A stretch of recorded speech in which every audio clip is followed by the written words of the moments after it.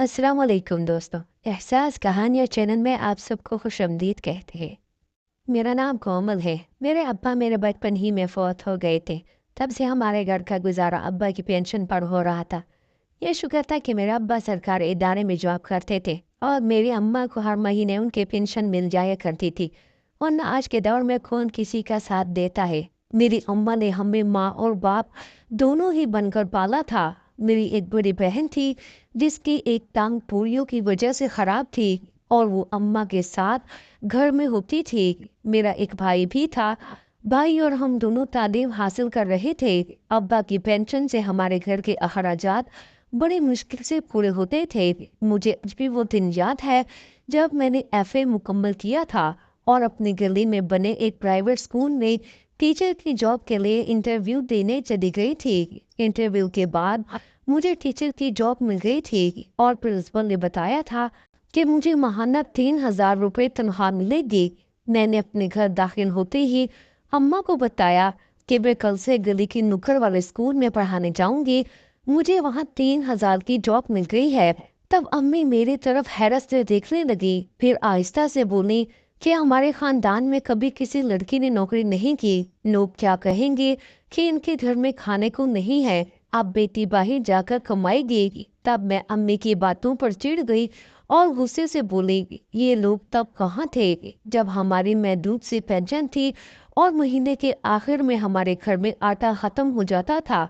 तब मुझे पता है आप दुकान से किस तरह से आटा लेकर हमारे पेट भरती थी। उस वक्त तो ये लोग कुछ नहीं कहते थे, तो अब भी कुछ नहीं कहेंगे, और अगर कहते भी है तो सच्ची बात है। मुझे इन बातों की अब कोई परवाह नहीं है। मुझसे अब घुट घुट कर जिंदगी नहीं गुजारी जाती। मेरी बातें सुनकर अम्मी इंतहाई गुस्से में आ गई। तुमने कौन सा घुट घुट कर वक्त देख लिया है जो मुझे बातें सुनाई जा रही हो? अच्छा भला 3 वक्त का खाना पेट भर कर मिल जाता है तो फिर क्या मसला है तुम्हें? अम्मी, जिंदगी गुजारने के लिए सिर्फ 3 वक्त का खाना ही काफी नहीं होता, उसके साथ साथ और भी दीगर लवाजमात जरूरी होते हैं। अच्छा, तो वो लवाजमात मेरी रानी के लिए क्या है? अम्मी ने तंजिया कहा। तो मैंने कहा, अम्मी, कभी आपने सोचा है कि ये इतनी गर्मियाँ इतनी सर्दियाँ हम पर से गुजरी है, हमने कभी किसी साल भी नया सूट नहीं बनवाया, हमेशा लोगों के उतरे हुए सूट पहने। पिछले 2 सालों से मैं एक ही जूता मुरम्मत करवा करवा कर पहन रही हूँ। मेरा स्कूल का यूनिफॉर्म आपने कभी भी नया नहीं बनवाया, वही पुराना घिसा पिटा यूनिफॉर्म जिसे नील लगा लगा कर मैं नीला ही करती रही हूँ, लेकिन वो कहीं से भी नया नहीं लगता। मेरे साथ की लड़कियां नए स्कूल बैग के साथ आती हैं, लेकिन मैं वही लंडे के पैंटों से बनाए स्कूल के बैग लेकर जाती रही हूँ। लेकिन अब बस बहुत हो गई। मेरा भी दिल चाहता है कि मैं अच्छे कपड़े पहनूं, मेरे पास एक अच्छा सा बैग हो। अम्मी मेरी बातें गौर से सुनती रही और फिर खामोश हो गई। वो खामोश हुई तो मुझे लगा कि वो रजामंद हो गई है। लेकिन जब शाम को भाई आए तो अम्मी ने मेरे बारे में उनसे कहा कि ये प्राइवेट स्कूल में जॉब करना चाहती है। तो भाई गुस्से से आग बगोला हो गया। वो कहने लगा, कोई जरूरत नहीं है घर से बाहर कदम निकालने की, आराम से घर में बैठो। तब मैं एकदम गुस्से से बोलने वाली थी कि मेरी बड़ी बहन साजिदा ने मुझे चुटकी काटी और खामोश रहने का कहा। मैं उसकी तरफ पलटकर बोली कि मैं कोई गलत काम नहीं करने जा रही। साजिदा बाजी, मुझे आप चुप नहीं करवाएं तो अच्छा है। मैं सिर्फ इतना चाहती हूँ कि 2-4 पैसे जमा हो जाए तो मैं आगे अपनी पढ़ाई का खर्चा खुद उठा लूंगी। तुमसे ये किसने कहा कि हम तुम्हें मजीद पढ़ाएंगे? बस एफए कर लिया है, ये ही बहुत है। मैं भाई को गुस्से से देख रही थी। मैंने कहा, मैं जानती हूँ कि हमारे घर के हालात ऐसे नहीं है कि मैं मजीद आगे पढ़ सकूं, इसलिए मैं अपना खर्च खुद उठाने के लिए जॉब करना चाह रही हूँ। क्योंकि स्कूल में एक तो तमाम लड़के ही होती है और दूसरा कोई टेंशन भी नहीं होती। अम्मी मेरी तरफ हैरत से देखने लगी और बोली, लेकिन तुम मुझे तो कुछ और ही कह रही थी कि मैं इन पैसों से अपने जूते और कपड़े खरीदूंगी, और भाई को देखकर तुमने अपना बयान तब्दील कर लिया है। मुझे तो तुम्हारी बातों की कुछ समझ नहीं आ रही। सुबह कुछ कहती हो, शाम को कुछ कहती हो। तब मैं गुस्से से बोली कि आपको तो हमारी किसी बात की समझ नहीं आती। अम्मी, लेकिन भाई जान बहुत समझदार है, वो अच्छी तरह से समझ रही है कि मैं क्या कहना चाहती हूँ। अम्मी, बिना तालीम के भी लड़के की कोई जिंदगी नहीं है। मेरी बात सुनकर भाई बोले, ठीक है, तुम स्कूल में जॉब कर लो, लेकिन याद रखो कि मैं कोई ऐसी वैसी बात ना सुनूं। अगर मैंने कोई ऐसी वैसी बात सुनी तो याद रखना, वो दिन तुम्हारी जिंदगी का आखिरी दिन होगा। भाई की बात कड़वी तो थी, लेकिन मैंने उस वक्त खामोश रहना ही बेहतर समझा, क्योंकि अगर मैं थोड़ा सा भी मजीद बोलती तो हो सकता था कि मेरे गैरतमंद भाई को बहुत तकलीफ होती। और अब जब मुझे जॉब की इजाजत मिली थी, इससे मैं हाथ धो बैठती। मैं कमरे में आई तो ना जाने क्यों मेरी आंखों में आंसू आ गए थे। मेरी बहन कहने लगी, पगली, आप क्यों रोती है? अब तो भाई ने भी इजाजत दे दी है। मैंने आंसू पोंछते हुए कहा कि मुझे भाई की समझ नहीं आती, वो खुद तो जो मर्जी करते रहे, लेकिन बहनों के हवाले से ये कैसी सोच रखती है। मैं बाहर जॉब करने के लिए और अपने हालात को सीधा करने के लिए ये सब कर रही हूँ, और मेरा भाई समझता है कि मैं बाहर इस आज़ादी का नाजायज फायदा उठाऊंगी। भला ऐसे भी भाई होते हैं क्या? मैंने दुखी लहजे में कहा। तो मेरी बहन साजिदा मुझे गले लगाकर तसल्ली देते हुए बोली, चलो कोई बात नहीं, दिल पर मत लो, इतनी सी बात पर दिल बुरा नहीं करते। और फिर वो अपनी चारपाई पर जाकर सिलाई कढ़ाई करने लगेगी। बहरहाल मेरे लिए यही काफी था कि मुझे भाई और अम्मी की तरफ से इजाजत मिल गई थी। अब मुझे कल स्कूल जाने की टेंशन होने लगी, क्योंकि मेरे पास कोई भी अच्छा सूट नहीं था जो मैं पहनकर जाती। मैंने अपनी फिक्रमंदी का इजहार जब अपनी बहन साजिदा के सामने किया तो वो मुस्कुराते हुए कहने लगी, इसका एक हल है। तो मैं उनकी तरफ हैरानगी से देखने लगी। तुम अपने कपड़ों के ऊपर मेरे ग्रे कलर का अबाया पहन जाया करो और उसके ऊपर स्टॉलर ले लो, यूं तुम्हें इसका बहुत बड़ा फायदा होगा। ने मुंह बनाते हुए बोली, भला इसका क्या फायदा होगा? जब कपड़े ही नजर नहीं आएंगे तब वो हंसने लगी। पागल लड़की, तुम्हें फायदा ये होगा कि रोज रोज नए कपड़े बनाने के झंझट से तुम आजाद हो जाओगी। नो बताओ, मैं कपड़े बनाने के लिए ही तो ये जॉब कर रही हूँ, और आप है कि मुझे कहते हैं कि नए कपड़े बनाने की जरूरत ही नहीं है।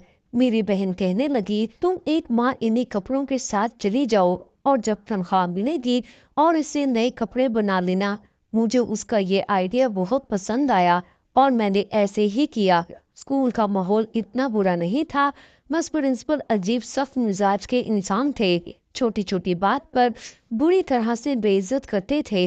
तब मेरा दिल रोने को चाहता था। जब महीने के आखिर में मुझे तनख्वाह मिलती तो मेरी सब परेशानियां खुशी में तब्दील हो जाती। मैंने अपनी तालीम भी जारी रखी हुई थी, लेकिन मेरी तनख्वाह बहुत कम थी, जिसकी वजह से मुझे तिनका जोड़कर भी बचत ना हो पाती थी। बस मैंने पहले महीने ही अपने लिए नए सूट खरीदे थे। उसके बाद मेरी सारी तनख्वाह मेरी पढ़ाई पर खर्च हो रही थी। नए कपड़े और जूतों की चाहत तो एक हसरत ही बनकर रह गई थी, लेकिन साइता बाजी के प्लान ने मेरा भरम कायम रखा था, वरना तो मेरी सारी तनख्वाह नए कपड़े और जूतों में लग जाती और मेरे हाथ कुछ ना आता। मैं बस ये चाहती थी कि मैं इतना पढ़ लिख जाऊं कि मैं अच्छी नौकरी हासिल करूं। इसी तंगोदू में सोचो विचार करती रहती और अपनी पाई पाई बचा कर रखती, क्योंकि मैंने देख लिया था कि स्कूल जॉब में आप चाहे कितनी ही मेहनत करें, लेकिन आपको इसका अच्छा सिला अच्छी तनख्वाह की सूरत में नहीं दिया जाता, बल्कि इन मालिकान का जब दिल चाहता है छोटी सी गलती पर आपको स्कूल से बाहर का रास्ता दिखा देते हैं, और वो आपकी सारी मेहनत जो आपने स्कूल के बच्चों पर लगाई होती है वो मट्टी में मिल जाती है। इसका अंदाजा मुझे उस वक्त हुआ जब मैंने अपने स्कूल के 2-3 टीचर्स को, जिनको यहाँ पर तकरीबन 1 साल हो चुका था, एक मामूली सी गलती पर उन्हें स्कूल से निकाल दिया गया था। और जब वो रोते हुए यहाँ से निकली तो मुझे इस बात का अफसोस था। वो बेहद जरूरतमंद थी जो अपने घर की परेशानियों और तंगदस्तियों की वजह से ये जॉब करने पर मजबूर हो गई थी। लेकिन स्कूल के मालिकान कभी किसी की मजबूरी नहीं देखते। हालांकि ये दोनों ही बहुत ही मेहनती टीचर्स थे। उनके स्कूल से निकलने के बाद जो पहले सोच मुझे आई وہ یہی تھی کہ مجھے اسکول کی جاب تک خود کو محدود نہیں رکھنا چاہیے، بلکہ ساتھ ساتھ کوشش کر کے اگر کہیں اچھی جاب ملتی ہے تو مجھے وہ بھی کر لینی چاہیے۔ لیکن مسئلہ یہ تھا کہ مجھے اسکول کے علاوہ کسی اور جگہ پر جاب کرنے کی اجازت نہیں ملنی تھی۔ وقت اپنی دھیمی دھیمی چال کے ساتھ چلتا رہا۔ میرا BA مکمل ہونے والا تھا جب سائدہ باجی کا رشتہ آ گیا۔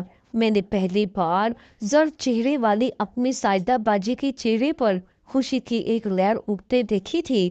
تب میں نے دل سے دعائیں کی کہ یا اللہ، سائدہ باجی اپنے گھر میں خوش رہے اور وہ خوشیاں جو اس گھر میں رہ کر بھی کبھی نہیں دیکھ سکی وہ سب انہیں اپنے اگلے گھر میں مل جائے۔ یہ رشتہ نہایت مناسب تھا۔ وہ لوگ ہماری ہی طرح کے تھے، نہ زیادہ امیر اور نہ ہی زیادہ غریب۔ ان کے ہونے والے شوہر ایک فیکٹری میں ملازم تھے۔ فیملی بھی کوئی خاص بڑی نہیں تھی۔ تب امی نے بھائی سے مشورہ کر کے باجی کا رشتہ پکا کر دیا اور پھر آہستہ آہستہ سائدہ باجی کے جہیز کے لیے امی نے جو پیسے تھوڑے تھوڑے جو رکھے تھے اس سے کچھ نہ کچھ سامان لانے لگی۔ لمبا چوڑا جہیز تیار کرنے کی استطاعت تو ہماری نہ تھی، لیکن جو کچھ ہو سکتا تھا وہ ان کے لیے کیا گیا، اور یوں سائدہ باجی رخصت ہو کر اپنے سسرال چلی گئی۔ میں اس رات اپنے کمرے میں پھوٹ پھوٹ کر روئی، کیونکہ میں بچپن سے اب تک سائدہ باجی کے ساتھ ہی سوتی رہی تھی۔ ہم دونوں بہنیں ہمیشہ ایک دوسرے کے دکھ سکھ میں ساتھ رہے تھے، لیکن آج میں اکیلے رو رہی تھی۔ وہ مجھے سینے سے لگا کر چپ کرانے والی سائدہ باجی جو ہمیشہ مجھے تسلی دے کر میری امید و حوصلے کو بڑھا دیتی تھی، آج وہ مجھے کہیں نظر نہیں آ رہی تھی۔ ایسے میں نے ان کی خوشیوں بھری زندگی کے لیے ڈھیر ساری دعائیں مانگی، لیکن شاید میری دعاؤں میں اثر نہیں تھا۔ اسی لیے ایک ماہ کے اندر اندر ہی سائدہ باجی کی شادی شدہ زندگی میں ہم دن رات قیامتیں دیکھ رہے تھے۔ اس سے پہلے تو ہمیں کبھی اپنی بہن کی کسی بھی کمی کا احساس نہ ہوا تھا، لیکن ان کا شوہر انہیں اٹھتے بیٹھتے کبھی لنگڑی تو کبھی معذور کہہ کر انہیں ذہنی اذیت دیتا رہتا، اور بہنوئی کا ایسا بار بار کہنے پر ہمیں بھی احساس ہوا تھا، حالانکہ اس میں سائدہ باجی کا کوئی قصور نہیں تھا۔ قصور اگر تھا وہ بھی تو صرف یہ کہ وہ ایک ٹانگ سے صحیح چل نہیں پاتی تھی، یعنی ان کی ایک ٹانگ پولیو کی وجہ سے چھوٹی رہ گئی تھی اور ان کی چال میں تھوڑا سا فرق آ جاتا تھا۔ لیکن اگر وہ اونچی ہیل والا جوتا پہن لیتی تو یہ فرق بھی ختم ہو جاتا۔ لیکن میرے بہنوئی اٹھتے بیٹھتے انہیں یہ تانا دیتے رہتے اور میری بہن اکثر ان باتوں کو سن سن کر رو پڑتی۔ اللہ نے ان کو اوپر تلے 3 بیٹیاں بھی دے دی، اور ایک دن ان کے خاوند نے بغیر کسی وجہ کے انہیں کھڑے کھڑے 3 طلاقیں دے دی۔ تب وہ اپنی بیٹیاں لے کر ہمارے گھر آ گئی۔ بھائی کی شادی اس وقت ہو چکی تھی، اور میری بھابھی زبان کی نہیں بلکہ مزاج کی بھی انتہائی تیز تھی۔ سائدہ باجی جب اپنی 3 بیٹیوں کے ساتھ ہمارے گھر آئیں تو بھابھی کا موڈ بے حد خراب رہنے لگا۔ انہی حالات میں میرا بھی نکاح ایک جگہ پر ہو گیا، لیکن میری رخصتی نہ ہو سکی کیونکہ میرا ہونے والا شوہر باہر چلا گیا تھا، اور وہاں سے اس نے 6 مہینے کے بعد بغیر کسی وجہ کے مجھے بھی طلاق بھیج دی تھی۔ اس دوران میں نے بہت ساری چھوٹی چھوٹی نوکریاں کی، کیونکہ اب بھائی نے مکمل طور پر ہاتھ کھینچ لیا تھا، اور امی تو بھابھی کی ہی زبان بولتی تھی۔ وہ ہماری دل آزاری تو کر لیتی لیکن اپنی بہو کو کچھ نہ کہتی، اور ہر وقت اپنی بہو کی سائز لے کر ہم دونوں بہنوں کو ذلیل کرتی رہتی۔ سائدہ باجی نے کپڑوں کی سلائی کا کام پکڑ دیا تھا، لیکن ان کی صحت اجازت نہیں دیتی تھی کہ وہ یہ کام مسلسل کرے۔ دوسری طرف بھائی نے سائدہ باجی کو الگ کر دیا تھا اور انہیں اوپر والے پورشن میں ایک کمرہ دے دیا۔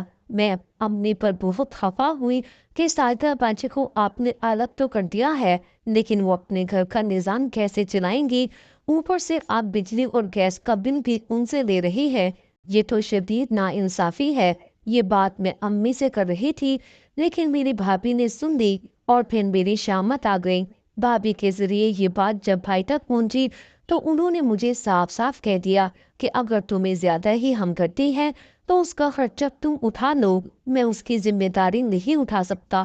میں نے امی کی طرف دیکھا، لیکن امی منہ موڑ کر بیٹھ گئی۔ تب میں نے دل میں ٹھان لی کہ میں اپنی بہن کو یوں سسکتا تڑپتا ہوا نہیں دیکھوں گی، और जहाँ तक हो सका मैं अपनी उस गरीब बहन के लिए इतना ज़रूर करूँगी कि उसके बच्चे भूखे ना मरे। उन्हीं दिनों मुझे अपनी सहेली की तवस्त एक निजी एयरलाइन में एयर होस्टेस की जॉब का पता चला, तो मैं भी वहाँ पर इंटरव्यू देने के लिए चली गई। जैसा कि मैंने पहले बताया था कि मेरा कद काठ और रंग रूप अच्छा था, तो मुझे एक हफ्ते के अंदर अंदर कॉल मौसूल हुई और मुझे एयर होस्टेस की जॉब मिल गई। मेरी खुशी की इंतहा नहीं थी। मैंने ये खबर जब साइदा बाजी को सुनाई तो वो बहुत खुश हुई। उस दिन मेरी बहन के घर में आटा खत्म था, तो मैंने चुपके से भाभी के पोर्शन में आकर उनके किचन से थोड़ा सा आटा निकाला और जाकर साइदा बाजी को दे दिया कि वो रोटियां पकाकर बच्चों को दे, कि वो भूखे हैं। लेकिन खुदा जाने ये बात अम्मी को क्यों हजम ना हुई और उन्होंने भाई से मेरी शिकायत लगा दी और उस दिन के बाद से किचन को ताला लगना शुरू हो गया। मैं अपने भाई और भाभी पर इतना हैरान ना हुई जितनी हैरानगी मुझे अपनी सती माँ पर थी कि वो अपनी बेटी और उसके बच्चों को भूखा देखकर कैसे अपना पेट भर सकती है। भाई तो चलो अपनी बीवी के इशारों पर नाच रहा था, लेकिन अम्मी अगर चाहती तो साइदा बाजी की मदद कर सकती थी। लेकिन खुदा जाने उनके सीने में अल्लाह ने कैसा सख्त दिल रखा था कि उन्हें अपनी बीमार बेटी पर तरस भी नहीं आता था। मुझे ये यकीन आ गया था कि अब हमारी जिंदगी बस अपने बलबूते पर ही गुजरनी है। भाई और अम्मी की तरफ से अब हमें कोई माली सपोर्ट नहीं मिल सकती थी। अम्मी और भाई ने मेरी जॉब की मुखालफत तो बहुत की, लेकिन फिर वो खामोश हो गए क्योंकि मैंने उनकी कोई बात नहीं सुनी। इस निजी एयरलाइन में मेरी जॉब शुरू हुए काफ़ी दिन हो चुके थे और मैं अपनी जॉब से इसलिए मुतमईन थी कि मेरे मालिकान मेरी कारकर्दगी पर ना सिर्फ खुश थे बल्कि मुझ पर यकीन भी करने लगे थे। हमारी एयरलाइन पर बहुत अमीर कबीर लोग सफ़र करते थे। दौरान परवाज वो अपनी चीज़ें खास कर मोबाइल इस्तेमाल करते करते अपनी सीट के साथ लगी हुई टेबल पर इंतहाई लापरवाही से रख देते और सो जाते थे। मैं आते जाते कई बार उन लोगों को देखती और एक दिन मैंने बहुत खामोशी के साथ जहाज लैंड करने से थोड़ी देर पहले एक कस्टमर का मोबाइल उठाया और उसे अपनी जेब में डाल लिया और बाथरूम में जाकर उसको फौरन बंद कर दिया और दूसरे मुल्क के एयरपोर्ट पर उतरने के बाद मैंने वो मोबाइल चुपके से एयरपोर्ट से बाहर निकाल कर फरोख्त कर दिया। यूं मेरे पास एक इजाफी रकम आ गई और बस फिर तो ये सिलसिला जैसे चल ही पड़ा था। मुझे पैसों का ये लालच इसलिए भी बढ़ गया कि मेरी जिंदगी का वाहिद मकसद साइदा बाजी और उनके बच्चों को अच्छी जिंदगी देना था। मैं उन्हें यूं बेबस और लाचार देख नहीं सकती थी, लेकिन मुझे इस बात का इल्म नहीं था कि कस्टमर अपनी चीजों की गुमशुदगी की रिपोर्ट करने लगे हैं। इंतजामिया को मुझ पर शक रहने लगा था क्योंकि तमाम एयर होस्टेस में से मैं नई थी और जब से मैं आई थी तब से ही शिकायतों के अंबार भी लगना शुरू हो गए थे। लेकिन मैं हर बात से बेखबर अपने हाथ की सफाई दिखाती चली गई, यहाँ तक कि एक बार मैंने मेज पर रखे हुए एक बहुत ही खूबसूरत और कीमती से पाउच को उठाकर अपने केबिन में छुपा दिया। लेकिन बदकिस्मती से उस पाउच को खोलकर देखने का मुझे वक्त ना मिला। मैंने वो पाउच ऐसे ही अपने बैग में रख लिया। अचानक शिकायतें बढ़ने की वजह से एक दिन इंतजामिया ने मुझे जहाज में सवार न होने दिया और रोक लिया और मुझे कहा कि मैं उन्हें अपने कमरे की तलाशी दूं। मैं उन्हें अपने कमरे में ले आई जहां पर उन्होंने मेरा वो बैग देख लिया जिसमें मैं चुराई हुई चीजें डालकर लाती थी। अचानक उन्होंने वो बैग जब हाथ में लिया तो मुझे लगा कि सब खत्म हो जाएगा और मुझे पुलिस के हवाले कर दिया जाएगा। मैंने अपनी आंखें बंद कर ली और अपने अल्लाह से मदद तलब करने लगी और दिल में कहा कि ऐ अल्लाह, इस बार मुझे बचा ले। मैं सच्चे दिल से तौबा करती हूँ, मैं कभी ऐसा गुनाह नहीं करूँगी। फिर तसव्वुर में अपनी बहन और उसके बच्चों को देखने लगी जो कि मेरे आसरे पर खुलकर सांस लेने लगे थे, जो अब कदरे बेहतर खाना खाने लगे थे। मेरी बहन साइदा का इलाज चल रहा था और अब वो काफी बेहतर थी। मुझे लगा अब इज्जत तो जाएगी और साथ ही साथ ये नौकरी भी चली जाएगी और फिर शायद ही ऐसी नौकरी मुझे मिल पाए। लेकिन मेरी हैरत की इंतहा ना रही जब मेरे बैग की तलाशी लेने के बाद वो दोनों ऑफिसर मुझसे माजरत करने लगे कि उन्होंने मुझ पर शक किया था میں حیران ہو کر ان کی طرف دیکھنے لگی تھی۔ میں نے اپنے بیگ میں جھانک کر دیکھا تو میری آنکھیں بھی پھٹی کی پھٹی رہ گئی، کیونکہ میرے بیگ میں غلاف کعبہ کا ایک پیس پڑا ہوا ملا تھا۔ جانے کیوں اللہ کے گھر کا غلاف دیکھ کر میری آنکھیں بھر آئیں اور میں رو پڑی۔ میرے اللہ نے مجھ پر کیسا پردہ ڈالا تھا، یہ میری سمجھ سے بالا تر تھا۔ حالانکہ اگر اللہ چاہتا تو میری پول کھل سکتی تھی، لیکن میں قربان جاؤں اللہ پر کہ اس نے میری نیت دیکھی۔ میں نے اس وقت سچے دل سے توبہ کر لی تھی۔ وہ جانتا تھا کہ میں ان پیسوں سے 3 بچوں کا پیٹ پال رہی تھی، لیکن میں اب کبھی بھی غلط راستے پر نہیں چلوں گی، کیونکہ اللہ بھی بار بار ہماری غلطیوں پر پردہ نہیں ڈالتا۔ شاید اللہ تعالیٰ نے مجھے ایک موقع دیا تھا کہ میں سنبھل جاؤں اور سیدھے راستے پر آ جاؤں۔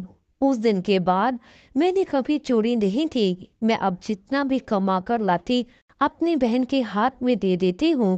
میری بھانجیاں بہت ہی اچھے اسکول میں پڑھنے لگی تھی۔ گھر میں روز روز کے جھگڑوں کی وجہ سے میں اپنی بہن کے ساتھ ایک الگ گھر میں شفٹ ہو گئی تھی، لیکن میں ہر ماہ اپنی ماں کو کچھ نہ کچھ رقم بھجوا دیا کرتی کہ یہ میرا فرض بنتا تھا۔ میں نے شادی نہیں کی اور اپنی زندگی اپنی بہن اور اس کی بچیوں کے اچھے مستقبل کے لیے وقف کر دی۔